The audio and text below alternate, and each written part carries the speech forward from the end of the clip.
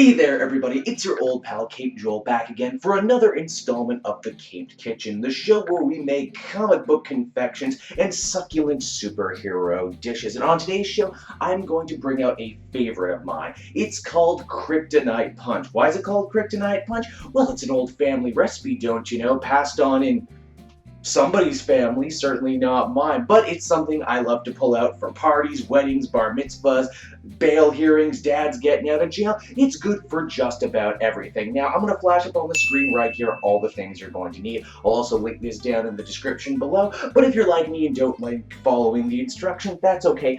Just follow me along as we do this. First off, you're going to need a good pitcher for this, or punch bowl. You know, after all, it is a punch, so you could definitely go with that if you like.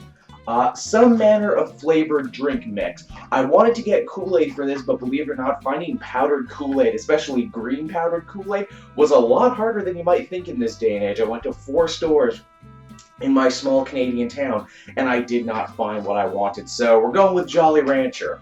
Honestly, I did not know they even made Jolly Rancher flavored powder stuff, but hey, we're doing it. So first things first, you're going to need some water to fill up your pitcher with. I'm using spring water. I could easily use tap water, but who drinks out of the tap anymore, right? At one point, collectively as a culture, we all just decided to stop drinking out of the tap.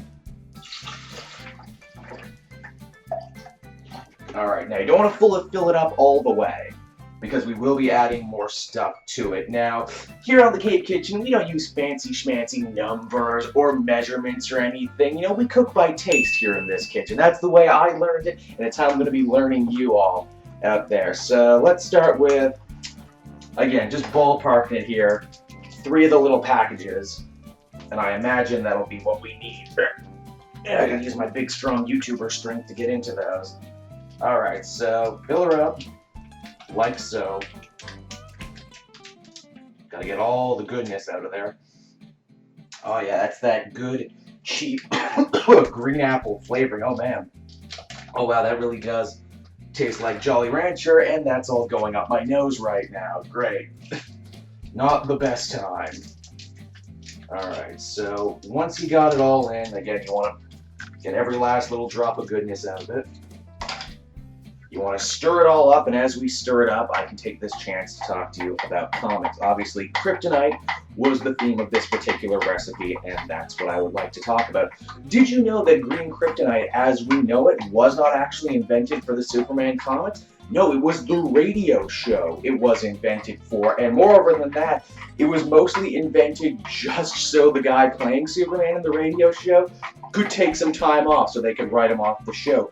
Weirder still, the actual episode in question is lost to time. They just lost it. You just can't find it anymore. It's completely gone. The script is about as good as it can get.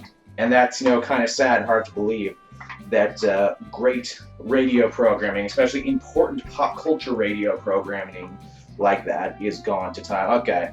So once you get that nice neon green color, you can start adding in more of your ingredients. And that is limes. I have them pre-cut because I knew you didn't want to sit here and watch me cut it. This is going to give the punch a great citrus flavor going in. I chopped about 1 lime. Again, depending on how big you're making it, you can add more limes as need be.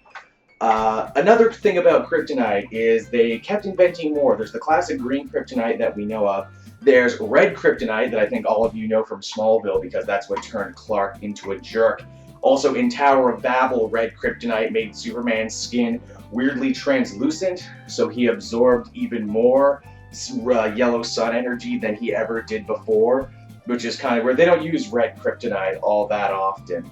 There's white Kryptonite that kills plant life. There's black Kryptonite, again, which I'm pretty sure was only invented for Smallville. They always invent new Kryptonites as time goes on, and then they stop, and you know, then they go back to just regular green.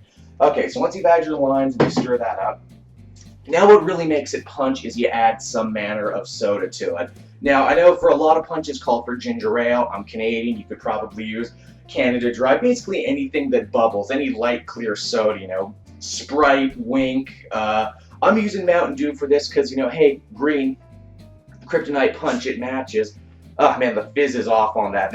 I bought this for the recipe and people have been having at it all week when I finally got a chance to come in and do this, which is unfortunate. So you want to fill it up with your fizziness, with your fizzy goodness. Alright, filling that up to the top there. Now, you know, certain scientists and certain comic book historians have actually gone out of their way to try and explain how kryptonite actually works the way it does. Saying that because, you know, Superman is basically the first solar-powered superhero, the idea and the thinking is that somehow the radiation from kryptonite messes with his ability to absorb yellow sun radiation, making him weak and making him essentially human.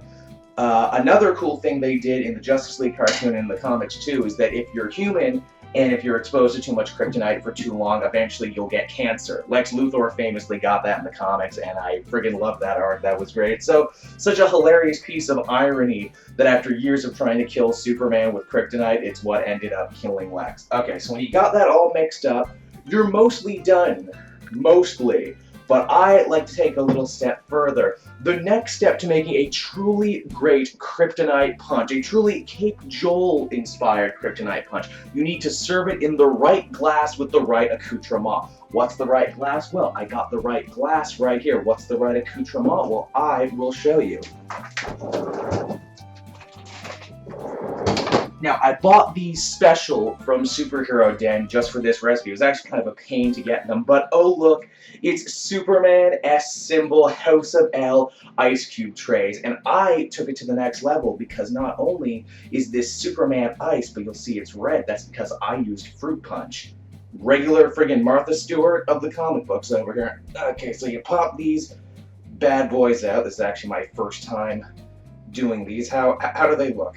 How do they look? Yeah, they look like little Superman shields. They look like little Superman S's, that's for sure. So, you fill your glass with some of these. Now, as these melt, these are going to further be flavoring your drink, which is quite cool. So, you fill that up, like so. Then we pour some of our drink. And we can get a lime in there, maybe, maybe not. Fill it up like so.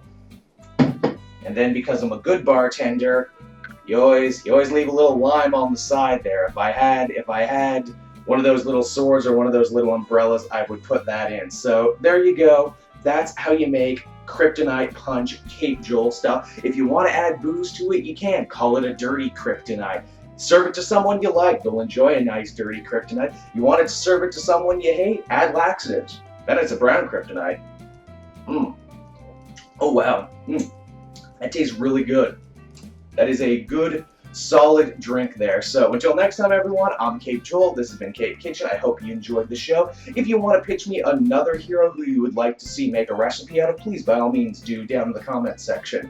Cheers. Hey everyone, thanks so much for watching my newest video. I hope you enjoyed it, and while you're here, why not check out another video I have on offer, or maybe if you're feeling in a supportive mood, you want to like or subscribe. And if you want to support the creation of more videos just like this one, then please by all means check out the Cape Joel Patreon. A little bit goes a very long way, and I will see you all next time.